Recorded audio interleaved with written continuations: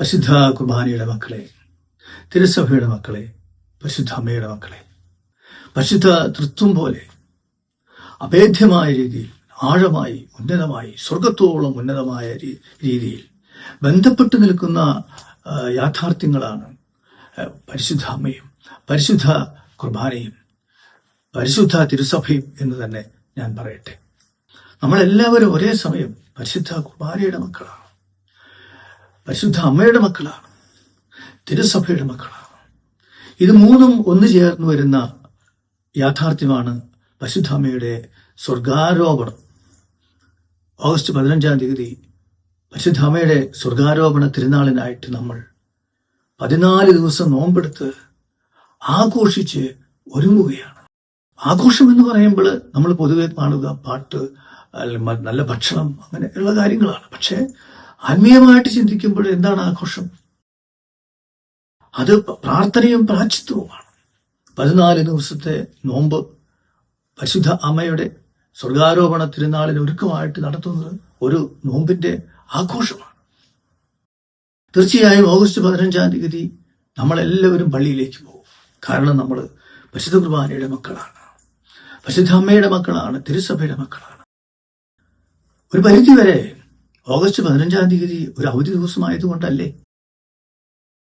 ഭാരതത്തിന്റെ സ്വാതന്ത്ര്യ ദിനമായതുകൊണ്ട് ഓഗസ്റ്റ് 15 നമുക്ക് അവധി കിട്ടി. അല്ലാതെ മാതാവിന്റെ സ്വർഗാരോപണം പ്രമാണിച്ച് അവധിയില്ലല്ലോ. ദുഃഖാനയ്ക്ക് നമുക്ക് അവധിയില്ലല്ലോ. സ്വർഗാരോഹണ തിരുനാളിന് അവധിയുണ്ടോ? നമ്മുടെ കർത്താവിന്റെ സ്വർഗാരോഹണ തിരുനാള് കടന്നു പോകുന്നത് ആരും അറിയുകയില്ല. കടമുള്ള ദിവസമാണെന്നൊക്കെ എഴുതി വെച്ചിട്ടുണ്ട്. സർക്കാർ അവധി തരുന്നില്ല എന്ന് പറഞ്ഞുകൊണ്ട് നമ്മൾ ആരെങ്കിലും സ്വർഗാരോഹണ തിരുനാളില് കടമുള്ള ദിവസമായിട്ട് ആഘോഷിച്ചുകൊണ്ട് കടകൾ അടച്ചിടാറുണ്ടോ?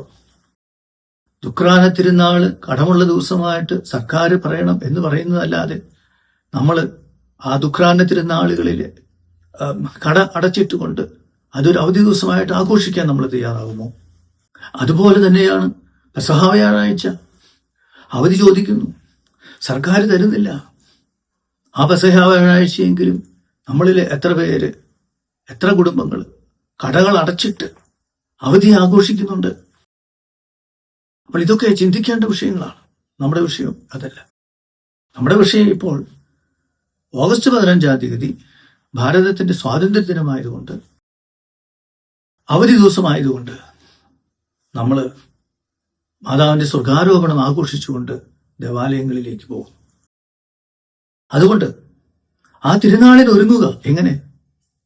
14 ദിവസത്തെ നോമ്പെടുത്തുകൊണ്ട്, 14 ദിവസം നോമ്പിന്റെയും പ്രായശ്ചിത്തത്തിന്റെ ദിവസങ്ങളായിക്കൊണ്ട് ആഘോഷിച്ചുകൊണ്ട്.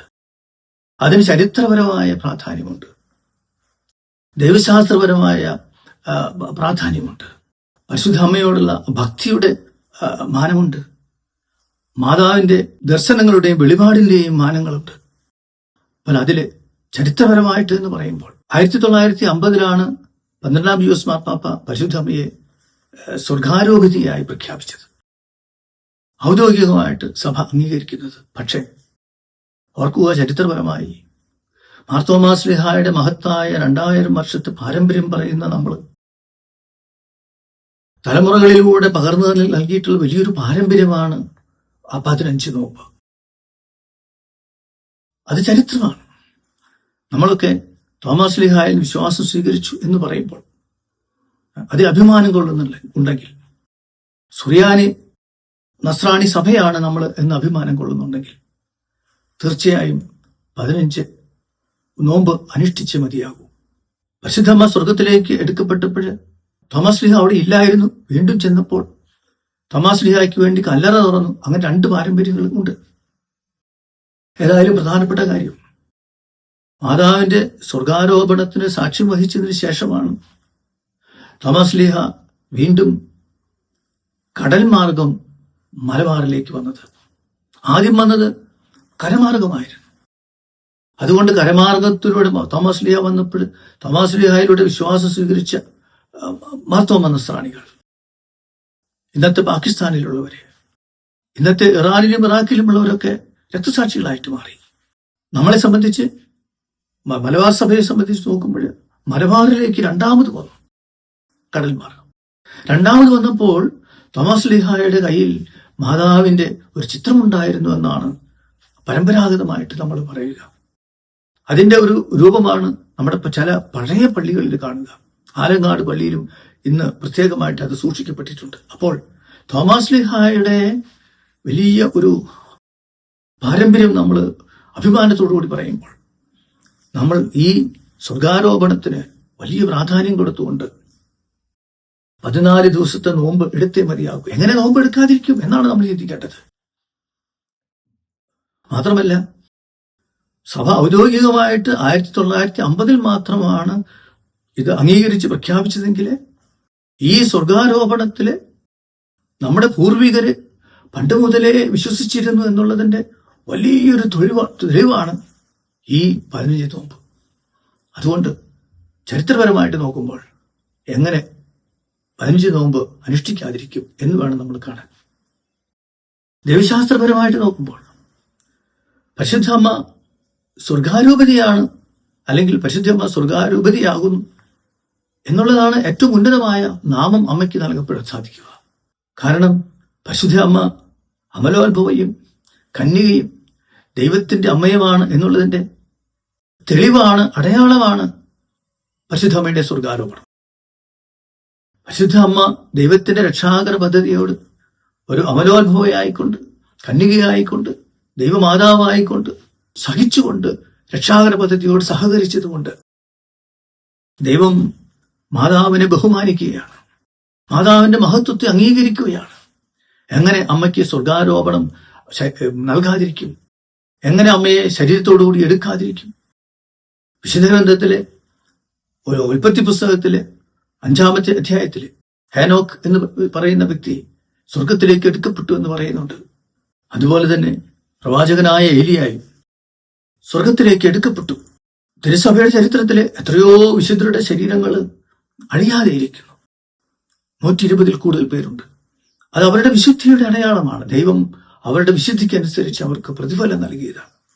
അങ്ങനെയെങ്കിൽ എല്ലാ വിശുദ്ധരെക്കാളും, ഏലിയാ പ്രവാചകനേക്കാളും, ഹേനോക്കിനേക്കാളും ഉന്നതിയായി നിൽക്കുന്ന സ്ത്രീയാണ് പരിശുദ്ധ അമ്മ. അതെ, സ്ത്രീയാണ്. നീ സ്ത്രീകളിൽ അനുഗ്രഹീതയാണ് എന്നല്ലേ എലീശ പുണ്യവതി പ്രതികരിച്ചത്. മാതാവിനെ കുറിച്ച് ഉൽപ്പത്തി പുസ്തകത്തിലും യോഹന്നാന്റെ സുവിശേഷത്തിലെ കാനായിലെ കല്യാണത്തിൽ സ്ത്രീ എനിക്കും നിനക്കും എന്താ ചോദിച്ചത്? സ്ത്രീ എന്നാണ് പറയുന്നത്. കുരിശിൻ ചുവട്ടിൽ നിന്ന് അമ്മയെ സ്ത്രീ എന്നാണ് വിളിച്ചത്. വെളിപാടിന്റെ പുസ്തകത്തിലും പരിശുദ്ധമ്മ സ്ത്രീയാണ്.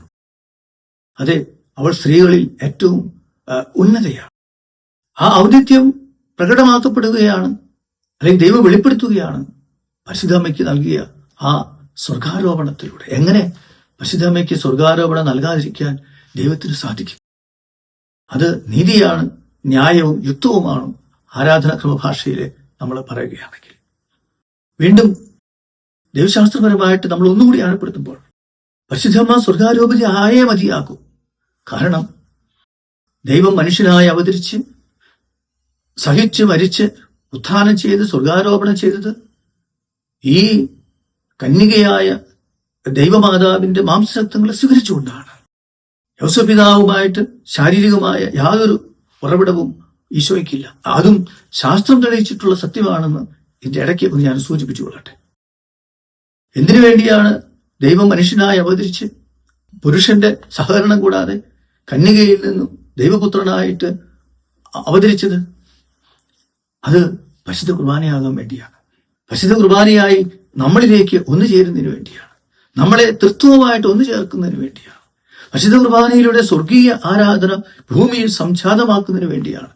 ആ കുർബാനയാകാനാണ് ദൈവം മനുഷ്യനായിട്ട് അവതരിച്ചത്. ആ പരിശുദ്ധ കുർബാനയിൽ നമ്മൾ സ്വീകരിക്കുന്നത് ഈശോയുടെ മാംസരക്തങ്ങളാണ്. പക്ഷെ ആ മാംസരക്തങ്ങളുടെ ഉറവിടം എവിടെയാണ്? അത് പരിശുദ്ധ അമ്മയാണ്. അതുകൊണ്ട് പരിശുദ്ധ അമ്മയുടെ ശരീരം അഴിയപ്പെടാനുള്ളതല്ല. ദൈവശാസ്ത്രപരമായി 100% ശരിയാണ്.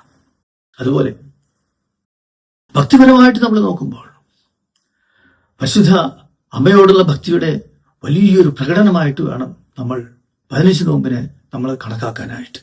കാരണം ഭക്തി എന്ന വാക്കിന്റെ അർത്ഥം ആഴമേറിയ വൈകാരികമായ വൈയക്തിക ബന്ധം എന്നാണ്. ദൈവത്തിന് മനുഷ്യനോട് വൈകാരികമായ വൈയക്തികമായ ബന്ധമുള്ളതുകൊണ്ട് അവൻ എല്ലാവർക്കും വേണ്ടി, ഓരോ വ്യക്തിക്ക് വേണ്ടിയും അവൻ സഹിച്ച് മരിച്ചു. ദൈവം മനുഷ്യനോടുള്ള ഭക്തി പ്രകടിപ്പിച്ചത് അങ്ങനെയാണ്. അടുപ്പം പ്രകടമാക്കിയത് അങ്ങനെയാണ്. മാതാവ് ദൈവത്തോടുള്ള തന്റെ ഭക്തി പ്രകടമാക്കിയത് എങ്ങനെയാണ്? ദൈവത്തോടുള്ള തന്റെ വൈകാരികമായ അടുപ്പം മാതാവ് പ്രകടമാക്കിയത് എങ്ങനെയാണ്? രക്ഷാകര ചരിത്രത്തോട് പരിപൂർണമായിട്ട് സഹിച്ചുകൊണ്ടാണ്. അപ്പോൾ ഭക്തിയുടെ അവിഭാജ്യ ഘടകമാണ് സഹിക്കുക എന്നുള്ളത്. സ്വതന്ത്രമായിട്ട് തിരഞ്ഞെടുക്കുന്ന സഹനമാണ് പ്രായശ്ചിത്തം എന്നൊക്കെ പറയുന്നത്. അത് പാപങ്ങൾക്കുള്ള പരിഹാരമാകാം, മറ്റുള്ളവരുടെ പാപങ്ങൾക്ക് വേണ്ടിയുള്ള പരിഹാരമാകാം, എന്തു ആയിക്കൊള്ളട്ടെ. അപ്പൊ ഭക്തിപരമായിട്ട് നോക്കുമ്പോൾ നമ്മൾ തീർച്ചയായും പരിശുദ്ധ അമ്മയോടുള്ള ഭക്തിയുടെ അടയാളമായിക്കൊണ്ട് 15 നോമ്പ് അനുഷ്ഠിച്ചേ മതിയാവും. മാതാവിനോടുള്ള ഭക്തിയുടെ പ്രകടനമാണ് എന്ന് പറയുമ്പോൾ ഒരു കാര്യം കൂടി ഓർത്തിരിക്കണം. സ്വർഗാരോഹണത്തിന് ശേഷം, പെന്തക്കുസ്തായ്ക്ക് ശേഷം മാതാവ് എന്താണ് ചെയ്തത്? മാതാവ് പ്രാർത്ഥനയിൽ ചെലവഴിക്കുകയായിരുന്നു. പെന്തക്കുസ്തായ്ക്ക് അവർ പരിശുദ്ധാരൂപിയെ സ്വീകരിക്കാൻ ഒരുങ്ങിയപ്പോഴും 9 ദിവസം ഉപവാസത്തിലും പ്രാർത്ഥനയിലുമായിരുന്നു. മാതാവിന്റെ ജീവിതവും ഉപവാസവും പ്രാർത്ഥനയുമാണെങ്കിൽ അത് നമ്മൾ അനുകരിക്കേണ്ടതുണ്ട്. അങ്ങനെയൊക്കെ ചിന്തിച്ചു നോക്കുമ്പോൾ എങ്ങനെ 15 നോമ്പ് എടുക്കാതിരിക്കും? അതുപോലെ തന്നെ 4-മതായി മറ്റൊരു കാര്യം കൂടിയുണ്ട്. പരിശുദ്ധോറും അമ്മ സ്വർഗാരോപതിയാണ്, സ്വർഗീയ രാജ്ഞിയാണ്, ശരിയാണ്. പക്ഷെ മാതാവ് മാലാഖമാരോടൊപ്പം സ്വർഗത്തില് ദൈവത്തെ ആരാധിക്കുന്നതിൽ മാത്രം ഒതുങ്ങി നിൽക്കുകയാണോ? അല്ല. ആദിമ നൂറ്റാണ്ട് മുതലേ എത്രയോ സ്ഥലങ്ങളിൽ പരിശുദ്ധ അമ്മ പ്രത്യക്ഷപ്പെട്ടിട്ടുണ്ട്. നമ്മുടെ ഈ കേരളത്തിലും. അതിന്റെ വിശദാംശങ്ങളിലേക്ക് പോകുന്നില്ല. ആദിമ നൂറ്റാണ്ടിൽ തന്നെ മാതാവ് ഇവിടെ പ്രത്യക്ഷപ്പെട്ട സംഭവങ്ങൾ പറയുന്നു. ലോകത്തിന്റെ എത്രയോ സ്ഥലങ്ങളിൽ മാതാവ് പ്രത്യക്ഷപ്പെട്ടിട്ടുണ്ട്. അതുപോലെ വ്യക്തികൾക്ക് മാതാവ് പ്രത്യക്ഷപ്പെടുമ്പോൾ മാതാവ് എപ്പോഴും നൽകുന്ന ഒരു സന്ദേശമുണ്ട്. ഒരിക്കലും ഒരു സഹോദരി ഇങ്ങനെ മാതാവ് പ്രത്യക്ഷപ്പെട്ട് എന്നോട് ഇങ്ങനെ പറഞ്ഞു എന്ന് പറഞ്ഞിട്ട് ഒരു പുസ്തകം നിറച്ച് എഴുതി വെച്ചത് എന്റെ കൃത്താണ്. ഞാൻ അത് വായിച്ചു നോക്കി. ഞാൻ പറഞ്ഞു, സഹോദരി, ഇത് തന്നെയാ മാതാവ് നൂറ്റാണ്ടുകളായിട്ട് പറഞ്ഞുകൊണ്ടിരിക്കുന്നത്. എന്താണ് പറയുന്നത്? പശ്ചാത്തപിക്കുക, പ്രായശ്ചിത്തം അനുഷ്ഠിക്കുക, ജപമാല ചൊല്ലുക, പുരോഹിതർക്കും സന്യസ്തർക്കും വേണ്ടി പ്രാർത്ഥിക്കുക, പ്രായശ്ചിത്തം അനുഷ്ഠിക്കുക. എല്ലായിടത്തും മാതാവിന് പറയാനുള്ളത് ഇത് മാത്രമേ ഉള്ളൂ. പലപ്പോഴും പക്ഷെ സംഭവിച്ചു പോയിരിക്കുന്ന ഒരു അപകടം, മാതാവ് ജപമാലയെല്ലാം പറഞ്ഞിട്ടുണ്ട്, ഫാത്തിമയിൽ പറഞ്ഞിട്ടുണ്ട്, എന്നിട്ട് എല്ലാവരും ജപമാല മാത്രമേ ഉള്ളൂ. പശ്ചാത്താപവും പ്രായശ്ചിത്തവും പോയി. അതോടൊപ്പം ജപമാല വെല്ലുക എന്ന് മാതാവ് പറഞ്ഞപ്പോഴും മാതാവിന്റെ മനസ്സിൽ കിടക്കുന്നത് എന്തായിരുന്നു? ജപമാലയിലൂടെ പരിശുദ്ധ കുർബാനയിലേക്ക് വരിക എന്നുള്ളതാണ്. അതും കൂടി നമ്മൾ മറക്കരുത്. അതുകൊണ്ടാണ് സിസ്റ്റർ ലൂസിയാക്ക് സിസ്റ്ററിന്റെ വാർദ്ധക്യത്തില് ഏറ്റവും അവസാനം നൽകിയത് പരിശുദ്ധ കുർബാനയുടെ ദർശനമായിരുന്നു. വിശുദ്ധ ജോൺ പോൾ മാർപ്പാപ്പി ജപമാലയെ നവീകരിച്ചപ്പോൾ പ്രകാശത്തിന്റെ രഹസ്യങ്ങൾ കൂട്ടിച്ചേർത്തുകൊണ്ട് ആഗോള സഭയോട് പറയാണ്, ജപമാലയിലൂടെ പ്രകാശത്തിന്റെ രഹസ്യമാകുന്ന പരിശുദ്ധ കുർബാനയിലേക്ക് നമ്മൾ വളരണം. പരിശുദ്ധ കുർബാന രഹസ്യമാണ്. അപ്പോൾ പ്രധാനപ്പെട്ട കാര്യം മാതാവ് എല്ലായിടത്തും പറഞ്ഞിരിക്കുന്ന സന്ദേശം, പശ്ചാത്തപിക്കുക, പ്രായശ്ചിത്തം അനുഷ്ഠിക്കുക, പരിശുദ്ധ കുർബാനയിലേക്ക് വളരുക. അതെ, അത് ചേർന്ന് നിൽക്കുന്ന കാര്യമാണ് 14 ദിവസത്തെ നോമ്പാചരണത്തിലൂടെയുള്ള 15 നോമ്പ് ആഘോഷം. ഈ 14 ദിവസം ലോകത്തിന്റെ പാപങ്ങൾക്ക് പരിഹാരം ചെയ്തു ലോക സമാധാനത്തിന് വേണ്ടി നമ്മൾ നോമ്പെടുക്കണം. ഉപവസിച്ച് പ്രാർത്ഥിക്കാൻ സാധിക്കുന്നവർ പ്രാർത്ഥിക്കണം. എല്ലാ ദിവസവും ആ ദിവസങ്ങളിൽ ദേവാലയത്തിലേക്ക് വരണം. അങ്ങനെ ഓഗസ്റ്റ് 15-ാം തീയതി കടമുള്ള ദിവസമാണ്, അവധി തരുന്ന ദിവസമാണ് എന്നൊക്കെ മനസ്സിലാക്കിക്കൊണ്ട് തന്നെ ആ ദിവസം നമുക്കൊക്കെ കടകൾ അടച്ചിടാനായിട്ട് സാധിക്കട്ടെ. അതൊരു പ്രഖ്യാപനമാണ്. ആരെക്കുറിച്ചാണ് പ്രഖ്യാപിക്കുന്നത്? പരിശുദ്ധമ്മയെക്കുറിച്ച്. പക്ഷെ പരിശുദ്ധമ്മയെക്കുറിച്ച് പ്രഖ്യാപിക്കുമ്പോൾ നമ്മൾ സഭയെക്കുറിച്ചാണ് പറയുന്നത്. പരിശുദ്ധമ്മയെക്കുറിച്ച് പ്രഖ്യാപിക്കുമ്പോൾ കുർബാനയെക്കുറിച്ചാണ് പറയുന്നത്. കാരണം പരിശുദ്ധമ്മ ആരാണ്? കുർബാനയുടെ സ്ത്രീയാണ്. അങ്ങനെ വിശുദ്ധ ഗ്രന്ഥത്തിൽ അടിസ്ഥാനമിട്ടുകൊണ്ട് ചരിത്രപരമായും ദൈവശാസ്ത്രപരമായും ഭക്തിപരമായും മാതാവിന്റെ സന്ദേശങ്ങളുടെ വെളിച്ചത്തിൽ നോക്കുമ്പോൾ എങ്ങനെ 15 നോമ്പ് ആഘോഷിക്കാതിരിക്കാൻ സാധിക്കും? നമുക്ക് 15 നോമ്പ് അനുഷ്ഠിക്കാം, ലോകത്തിന് വേണ്ടി പ്രാർത്ഥിക്കാം, ലോകം പശ്ചാത്താപത്തിലേക്ക് വരാൻ വേണ്ടി പ്രാർത്ഥിക്കാം, സഭയ്ക്ക് വേണ്ടി നമുക്ക് പ്രാർത്ഥിക്കാം.